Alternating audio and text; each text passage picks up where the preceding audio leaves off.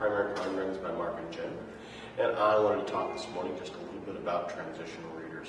Transitional readers are children who are 7, 8, or 9 years old, frequently in 2nd, 3rd, or 4th grade, but really in my mind it centers around 3rd grade, who are making the transition from reading books with lots of pictures and a few words to reading books with lots of words and few pictures. It's a tremendous leap in terms of a child's ability to love literature, to love to read.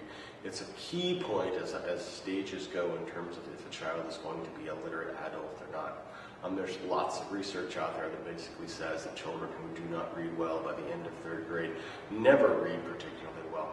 And so you will find all kinds of programs in the United States, particularly focused on children in the second half of 3rd grade and the back half of 2nd grade, focused on improving their reading comprehension and their reading strategies. It's also really a great age range in terms of books. I just love transitional books. They're short, they have a few chapters to them, and as such they have to be very dense. They have to focus on getting children interested and hanging on to them as they are reading. A few of the titles that I have come to really enjoy in this age range center around getting little boys to read. There's plenty of stuff out there for all children, but man, I really find it difficult to get little boys into those longer books that have fewer pictures. One of the places I love to start is with the Time Warp Trio. The Time Warp Trio is a set of 3 little boys who have a quest to undertake, and their quest takes them to all sorts of different places and periods of history. Like many books in this age range, they're aimed at children. They are very comic bookish.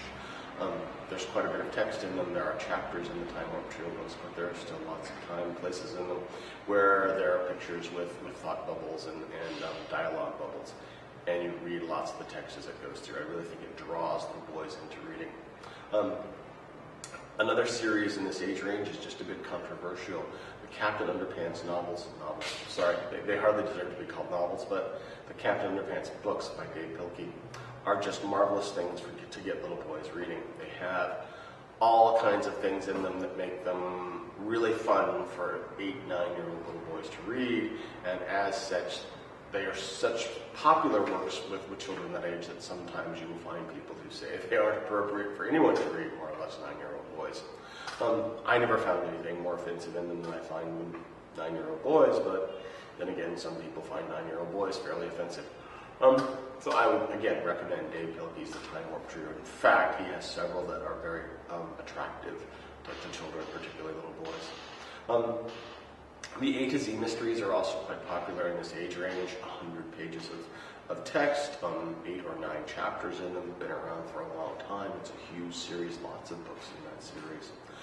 The Boxcar Children is a series of books that probably you remember from reading as a child. If you don't remember simply seeing them on the shelf, they have been around for a long time. 10 or 12 books in the series, and they tend to be very short, they tend to be very simple, and the only kind of criticism that I have of the Boxcar Children is that they are just a little out of date. They're not as modern as lots of other things that you may find sitting on the shelf. And as such, they're really written for another time. Doesn't make them poor books, doesn't mean that children don't every year pull them off the shelf and read them in droves, but just as you go through them, they're a little simpler than probably the time that we live in today. It's the end of the first week of school. I have managed to catch my first cold of the season, and so I'm a little rough today. I'm a little gruff sounding, so you'll have to forgive me. And as I said, it's the end of the first week of school. Everybody's excited, enthusiastic, and a little tired as we come into the first weekend. Thank you for watching this morning.